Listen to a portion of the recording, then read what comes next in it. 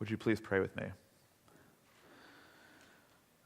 Let the words of our mouths and the meditations of our hearts be acceptable to you, O Lord, our rock and our Redeemer.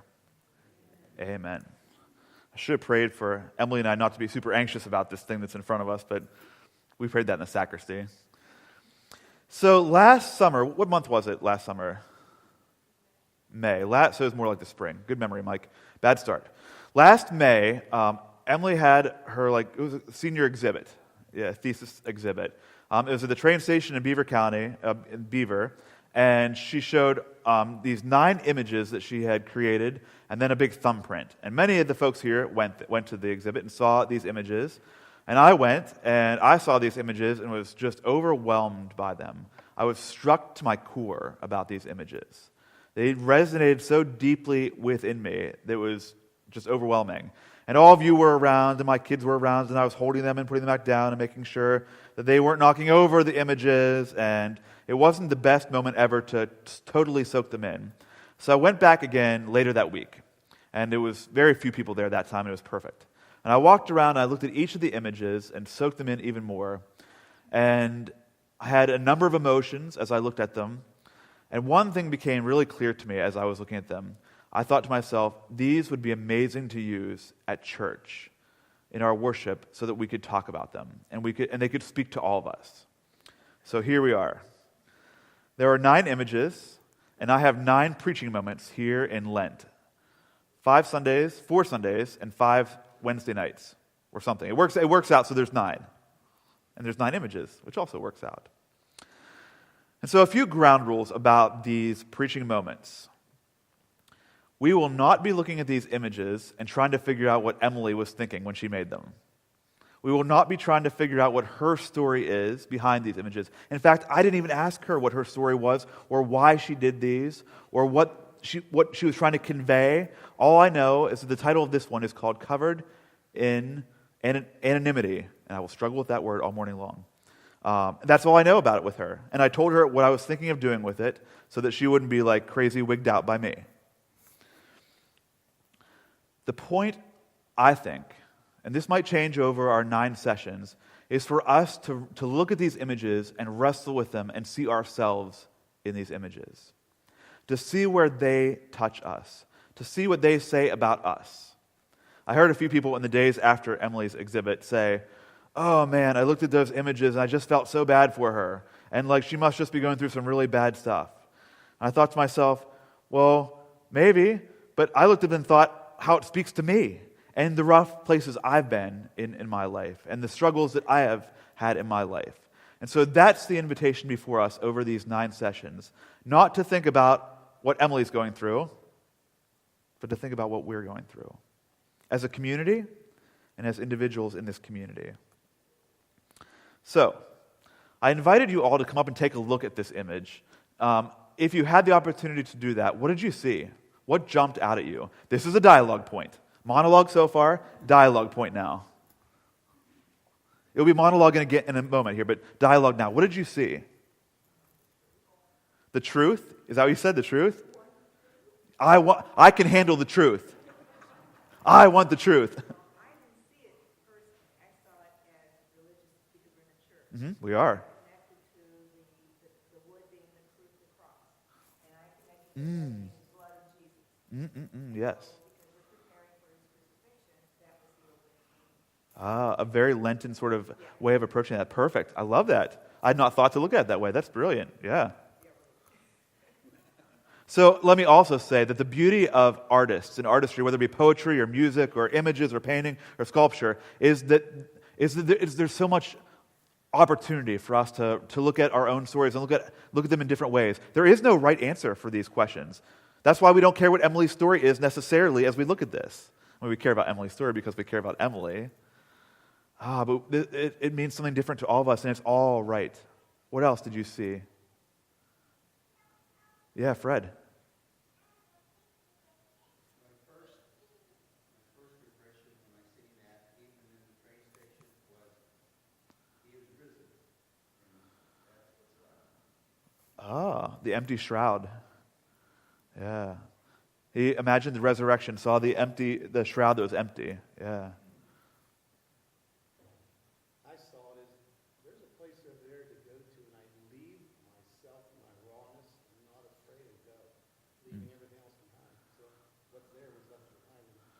Oh, the person had gone on from that place, and you saw, yeah. I got that person. I wasn't connecting the religious part of it. Yeah, perfect. Thanks. So the shroud is the dirty part, and the water is cleansing us. So the water comes down and cleans you and continues to make you well. Images of baptism kept coming through my head too, that cleaning, sort of cleansing sort of idea. Yeah. So let me describe it for a little bit, for those of you in the back who maybe got here at the last second and didn't get to come up and take a look at it. It's, so all of Emily's images are landscapes. They're outside somewhere because of her love for the outside. And they're also self-portraits. And the other word that she incorporated in the description of all these is surreal. And so it's like a valley with water coming down the valley there. And there's an image there of her, because they're all self-portraits, with a red shroud wrapped around her, covering her face, wrapped around her shoulders, and spilling down the side of her body into the water. And ironically, it goes up the stream, which I think is amazing. And if you look really closely, which you can't see if you're probably any farther back than Jeff, is the shroud that hangs over her head. You can see the faint outlines of her face. So part of me, when I see it, I see that she is still there, but invisible. To jump on the anonymity thing. And let me also confess now, as I'm going to talk a little more, is I cannot get my head around anonymity and anonymous. The English language failed us here. Anonymous, the emphasis is on the second syllable. Anonymity, it's on the third syllable. Bugging me all week long.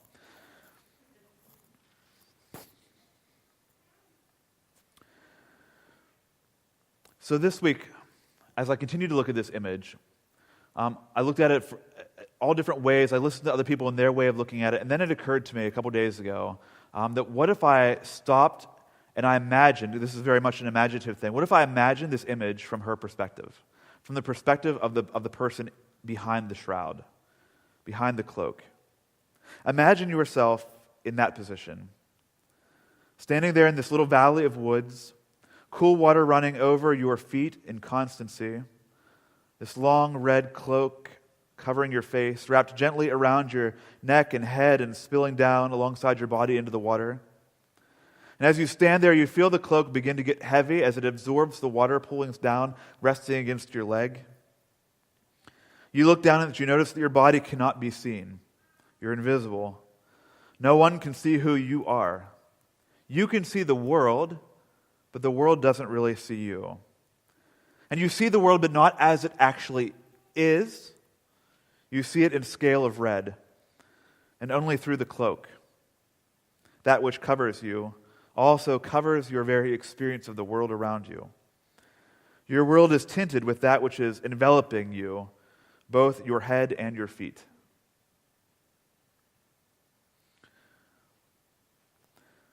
So I asked the people Bible study this week, especially the morning one, because we didn't get to have the evening one. I said, who has felt anonymous in their life? Everyone had felt anonymous in our group. As we continued to talk, we realized that there was a difference in being alone and being anonymous. And I think it's important to make that distinction. All of us, for sure, have been alone in our lives. Some of us need to be alone regularly in our lives. People who are introverted, like myself, contrary to the popular misconception, aren't shy. I'm not necessarily shy. It just takes energy for us to be around other people, especially if we're in front of people leading them and preaching a sermon. For us introverts, it's imperative that we go and be alone after being with people or leading people. Being alone, though, is not analogous with being anonymous. Anonymity, on the other hand, is not simply being by oneself. Anonymity is the reality of being cut off. It is being unseen and unnoticed and unthought of. A person can be alone and still be connected to many other people in relationship. When a person is anonymous, relationship has been cut off. Everyone in our Bible study has felt anonymous at some point. Sometimes I like to do the math that proportions that out to larger groups of people. You take your small sample size and extrapolate that out. 100% of the people in Bible study had felt anonymous. I then assume that all of us here have felt anonymous. That we've all walked into a room and felt anonymous. And I also feel that none of us like that feeling. Even if we're introverts and we'd rather not talk to folks, we'd still at least like to know folks in that room, to have had a relationship with somebody, a safety net. We'd like to know that there's someone there that we can turn to and talk with, seek out care from. But when you are anonymous, there is no one to turn to.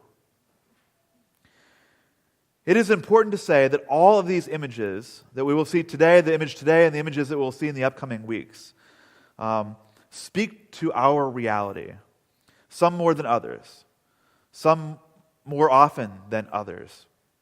For each image, I'm going to try to speak to where God may exist in that image also. Often, at least in my experience, God doesn't bust in and fix things.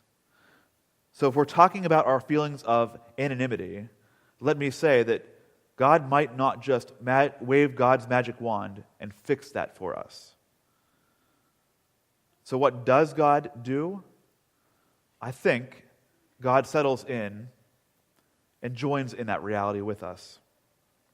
I think that's the case with this image. Anonymity is sometimes our reality. There's no way around it. For some people, it's more than just an occasional reality. Some of us live with the feeling of anonymity all the time. But can we ever be anonymous with God? In my experience, the answer is yes. I've often felt anonymous with God. And yet, the Scriptures tell us a different story altogether. In fact, the Scriptures are quite zealous about the pronouncement that God does indeed know us and know us well. That God's always in relationship with us, no matter what sort of effort we're putting in. I could spend some time standing here, referencing various Scripture passages, probably most of the morning and the afternoon, but instead just a couple. The very first words from the prophet Jeremiah in his book. The first thing he says as he introduces himself is this: "Before I formed you in the womb, I knew you. And before you were born, I consecrated you. I appointed you a prophet to the nations." Those are God's words to the prophet Jeremiah. From the Gospel of John, as Jesus is using the analogy of God being the good shepherd and how the good shepherd knows the sheep. At one point, Jesus says this about God: "My sheep hear my voice. I know them, and they follow me." And finally, one of mine and one of many other people's favorites, this one was actually quoted to me at Bible study on Wednesday when we talked about this, Psalm 139. Starting at chapter 1, it says, "O Lord, you have searched me and known me. You know when I sit down and when I rise up. You discern my thoughts from far away. You search out my path and my lying down, and are acquainted with all my ways. Even before a word is on my tongue, O Lord, you know it completely. You hem me in, behind and before, and you lay your hand upon me." And then up to the 13th verse it says, "For it was you who formed my inward parts. You knit me together in my mother's womb. I praise you, for I am fearfully and wonderfully made. Wonderful are your works that I know very well. My frame was not hidden from you when I was being made in secret, intricately woven in the depths of the earth."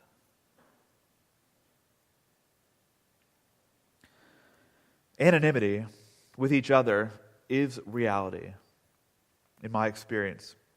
And God does not fix the distance that I sometimes feel with other people in life. I have not found prayers to be the magic touch that makes me be connected to everybody. I have not found special actions I take to be the ones that solve anonymity with other people. However, when we do feel anonymous with God, it is a matter of our perception. It is never reality. God always knows us. God always knows each one of you. Be assured of it.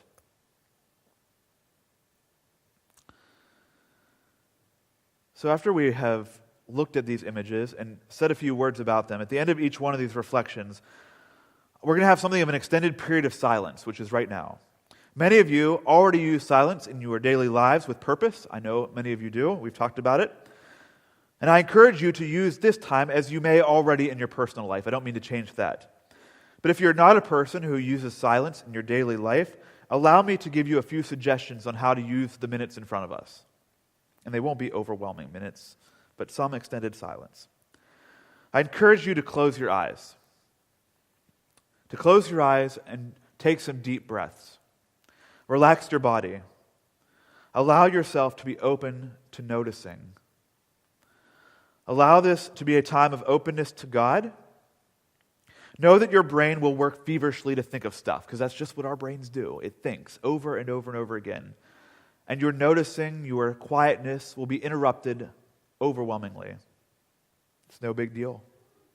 No, it's no thing. It's what our brains do. Feel free to simply let all those thoughts go. Continue to let those thoughts go.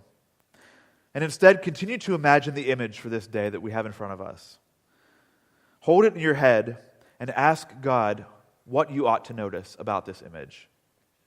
What you ought to notice about the image and about yourself. Joe is going to begin this time, and finish the time with the sound of a bell. When the bell rings, we will get ourselves back acquainted with our space and move on with the liturgy.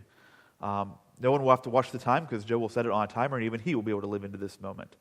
So let us begin some silence now for reflection and listening to God.